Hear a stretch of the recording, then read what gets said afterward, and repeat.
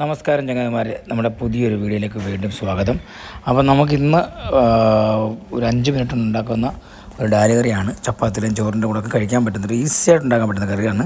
അതിനായി ഒരു കുക്കർ എടുക്കുക. കുക്കറിലേക്ക് ഒരു 1/4 കപ്പ് തുവര ഇടുക. അതിലേക്ക് അല്പം ചീര, പിന്നെ കുറച്ച് തക്കാളിക്ക, സവാള, ചൊരയ്ക്ക, കോവയ്ക്ക, പച്ചമുളക്, കുറച്ച് മഞ്ഞൾപ്പൊടിയും അതിൻ്റെ കൂടെ ആവശ്യത്തിന് ഉപ്പും ചേർത്ത് ഒരു 2 ഗ്ലാസ് വെള്ളം ഒഴിച്ച് ഒരു 2 വിസിലിൽ വേവിച്ചെടുക്കുക.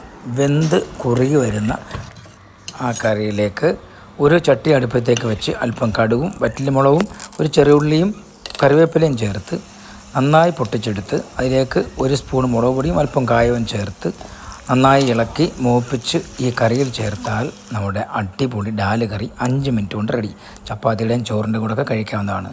അപ്പോൾ വീഡിയോ ഇഷ്ടപ്പെട്ടെങ്കിൽ ഷെയർ ചെയ്യുക, സബ്സ്ക്രൈബ് ചെയ്യുക, ലൈക്ക് ചെയ്യുക. മറ്റൊരു വീഡിയോയായി വീണ്ടും കാണാം.